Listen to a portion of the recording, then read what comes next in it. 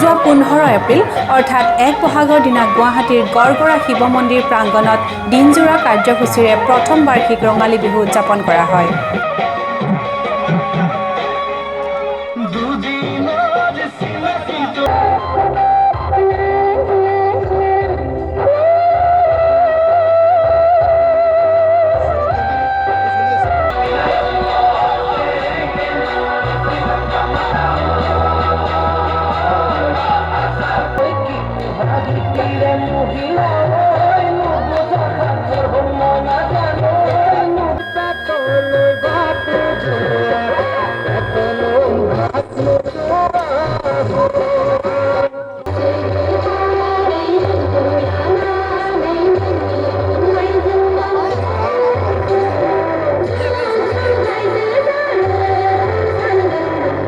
বন্তি প্ৰজ্বলন কৰে সমাজকৰ্মী কমল চন্দ্ৰ বৰুৱে। বিহুৰ পতাকা উত্তোলন কৰে শম্ভু ছেত্ৰীয়ে। দিনজোৰা কাৰ্যসূচীত কণ কণ ল'ৰা ছোৱালীসকলৰ মাজত বিভিন্ন পৰম্পৰাগত খেল ধেমালিৰ লগতে আকস্মিক বক্তৃতা, বিহু গীত তথা নৃত্য প্ৰতিযোগিতাৰো আয়োজন কৰা হয়। ৰাতিপুৱা ঠিক 10 বজাত মন্দিৰৰ মুকলি মঞ্চত মুকলি বিহু উদ্বোধন কৰে বিশিষ্ট চলচ্চিত্ৰ পৰিচালক, অভিযন্তা, সমাজপ্ৰেমী মাননীয় শ্ৰীযুত গৌতম বৰুৱা ডাঙৰীয়াই। এই কাৰ্যসূচীৰ বিচাৰক হিচাপে উপস্থিত থাকে পল্লৱী বৰুৱা, ইৰাণী বৰ্মন বৰুৱা তথা নয়নমণি চুতীয়া। আচলতে প্ৰত্যেকটো শিশুৱে এটা নিজৰ নিজৰ প্ৰতিভালৈ জন্ম হয়। আমি তেওঁলোকক কেনেকুৱা ধৰণৰ পৰিৱেশ দিছোঁ সেইটোৰ ওপৰতে নিৰ্ভৰ কৰে। সেইকাৰণে মই আশা কৰিছোঁ প্ৰত্যেকটো শিশুৰ মাজত এটা প্ৰতিভা লুকাই আছে। সেই প্ৰতিভাখিনি বিকাশ কৰাৰ ওপৰত আমি গুৰুত্ব দিব লাগে আৰু তেনেধৰণৰ পৰিৱেশ দিবলৈ আমি চেষ্টা কৰিব লাগে। পোনপ্ৰথমে মই সমূহ অসমবাসী ৰাইজলৈ ৰঙালী বিহুৰ আন্তৰিক শুভকামনা যাচিলোঁ। এই গড়গড়া অঞ্চলত এইবাৰ ৰঙালী বিহু প্ৰথমবাৰৰ বাবে উদযাপন কৰিছে। মই উদ্যোক্তাসকলক আন্তৰিক শলাগ লৈছোঁ, কাৰণ আমাৰ ৰঙালী বিহুটো হ'ল আমাৰ অসমীয়া সংস্কৃতিৰ প্ৰাণস্বৰূপ। ৰঙালী বিহুৱে নহয়, আমাৰ যিটো বিহু সেইটো অসমীয়াৰ প্ৰাণস্বৰূপ আমাৰ। গতিকে এই বিহুটি আমাৰ মাজত জীয়াই ৰাখিবলৈ আমি সকলোৱে আচলতে চেষ্টা চলোৱাটো প্ৰয়োজন। কাৰণ আমাৰ যি নৱপ্ৰজন্ম, বিশেষকৈ আমাৰ বিহুৰ প্ৰকৃত ছবিখন আমি গাঁৱত দেখিবলৈ পাওঁ, কিন্তু আমাৰ চহৰৰ যি এতিয়া বৰ্তমান পৰিৱেশ, আমাৰ যি উঠি অহা নৱপ্ৰজন্ম, তেওঁলোক যিহেতু সকলোবোৰ আমাৰ গাঁৱত যাবলৈ সক্ষম নহয়। কিছুমানৰ হয়তো গাঁৱত কোনো ধৰণৰ পৰিয়াল বৰ্তমান নাইও কিছুমানৰ হয়তো, গতিকে তেওঁলোক চহৰতে থাকিবলগীয়া হয়। বিহু বুলি তেওঁলোক গাঁৱত যাব নোৱাৰে, কিন্তু তথাপিও তেওঁলোক অসমীয়া।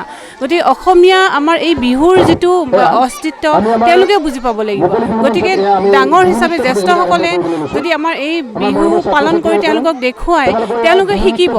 গতিকে সেইবাবে মই এই গড়গড়া অঞ্চলত যি প্ৰথমবাৰৰ বাবে বিহু পালন কৰিছে সেই উদ্যোক্তাসকলক মই যথেষ্ট ধন্যবাদ জনাইছোঁ। আপোনালোকৰ চেনেললৈ আমাৰ সমূহ পশ্চিম ধূপগুৰি তথা গড়গড়া ৰাইজৰ তৰফৰ পৰা ৰঙালী বিহুৰ আন্তৰিক শুভেচ্ছা জ্ঞাপন কৰিলোঁ। আমি আজি এই সৰু জেগাখিনিত এখন ভিতৰুৱা অঞ্চল হিচাপে আমি আজি এদিনীয়া কাৰ্য হিচাপে যিখিনি কৰিছোঁ সেইখিনি সঁচাকৈ আমাৰ চাই বহুত আনন্দিত লাগিছে আৰু আমি নিজকে সুখী আৰু সফল ভূমি অনুভৱ কৰিছোঁ।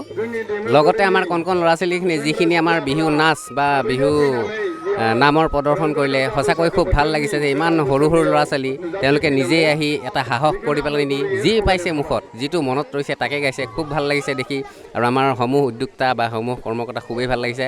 বিহু আমাৰ কৃষ্টি সংস্কৃতি, অসমীয়া জাতিৰ বিহু আমাৰ হিয়াৰ আমঠু।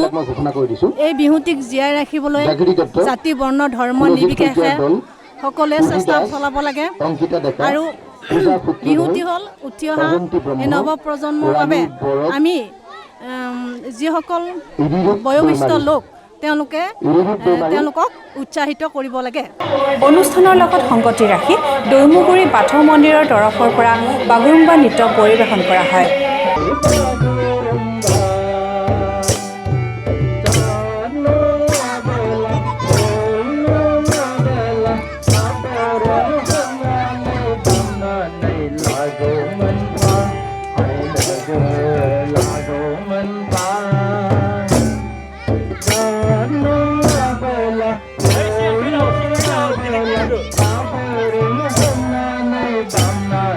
Lago man ka, ay lago.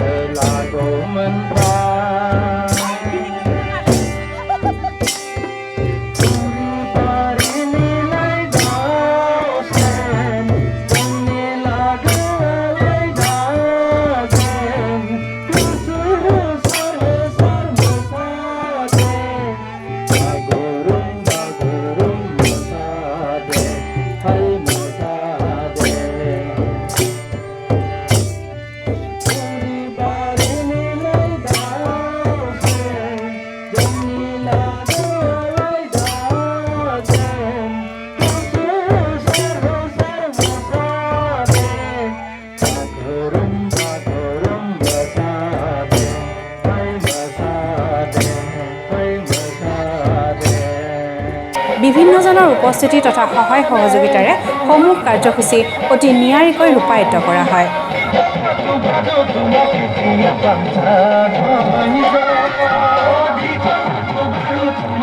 অনুষ্ঠানৰ অন্তিম কাৰ্যসূচীত জ্যেষ্ঠ নাগৰিকসকলক সম্বৰ্ধনা তথা ছাত্ৰ ছাত্ৰীসকলক বঁটা বিতৰণ কৰা হয়। উক্ত অনুষ্ঠানৰ হাত ধৰে মনোজ দত্ত আৰু কণ্ঠশিল্পী মুনীন বৰুৱাই। অসমবাসী ৰাইজলৈ মই আমাৰ গড়গড়া শিৱ মন্দিৰৰ তৰফৰ পৰা ৰঙালী বিহুৰ শুভেচ্ছা জনালোঁ। আমি অতি গৌৰৱেৰে কওঁ যে আমি প্ৰথমবাৰৰ বাবে যদিও অনুষ্ঠিত কৰিছোঁ এই অনুষ্ঠানটি, আমি ৰাইজৰ খুব ধুনীয়া সঁহাৰি পাইছোঁ। বিভিন্ন দল সংগঠনৰ পৰা সঁহাৰি পাইছোঁ। বিভিন্ন কাৰ্যসূচী আমি সফল ৰূপায়ণ কৰিবলৈ সক্ষম হৈছোঁ।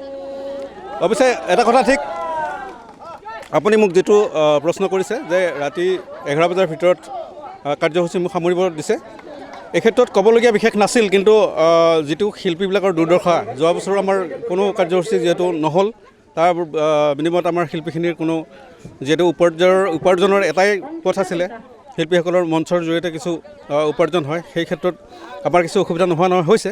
কিন্তু এইটো আমি সঁহাৰি জনালোঁ হয় যদিহে ইলেকশ্যনৰ সময়ত বিভিন্ন মেল মিটিং ইমান মুকলিভাৱে কৰা হৈছে, তাত কোনো কৰোণাৰ ছাবজেক্টটো অহা নাছিলে, কিন্তু এতিয়া হঠাৎ আহি গ'ল।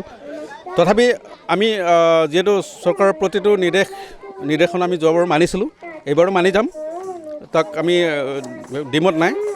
কিন্তু মোৰ এটাই আপত্তি থাকিল, 11 বজাৰ সলনি যদি খুব কমেও 1টামান বজালৈ আমাক অকণমান সময় দিলে হয়, তেতিয়া অকণমান অনুষ্ঠানটো ভালকৈ মানুহে চাবও পালে হয়, লগতে উদ্যোক্তাসকলক ধুনীয়াকৈ অনুষ্ঠিত কৰিব পাৰিলে হয়। এই ক্ষেত্ৰত অকণমান মোৰ মানে আশা থাকি গ'ল।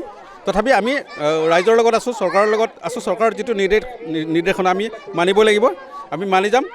আমি আমাৰ ইয়াতে সমূহ ৰাইজৰ সহায় সহযোগিতা পাইছোঁ। আমি আমাৰ এই গড়গড়া শিৱ মন্দিৰ প্ৰাংগণত এই বছৰ প্ৰথমবাৰৰ কাৰণে আমি ৰঙালী বিহু উদযাপন কৰিছিলোঁ।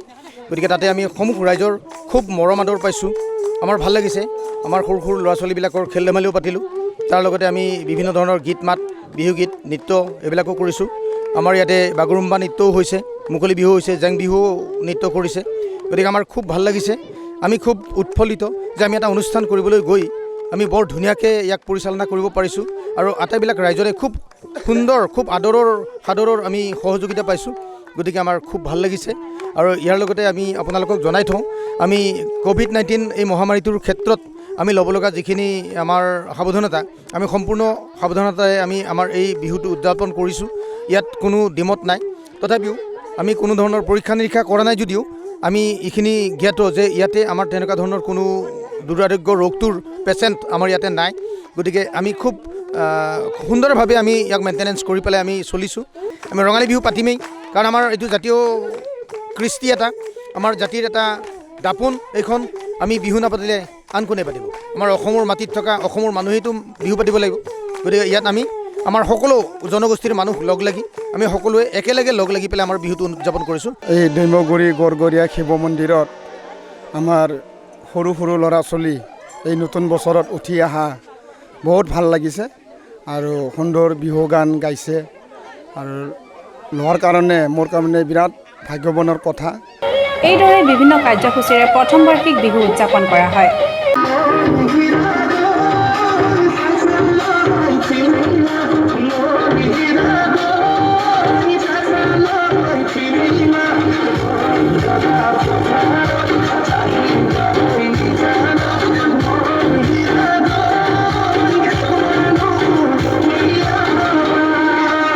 দিনটোৰ সমূহ কাৰ্যসূচী সফলভাৱে সম্পন্ন হোৱাত উদ্যোক্তাসকলে সকলোৰে শলাগ লয়। নিউজ ডেস্ক ৰিপৰ্ট, জাগৰণ নিউজ, গুৱাহাটী।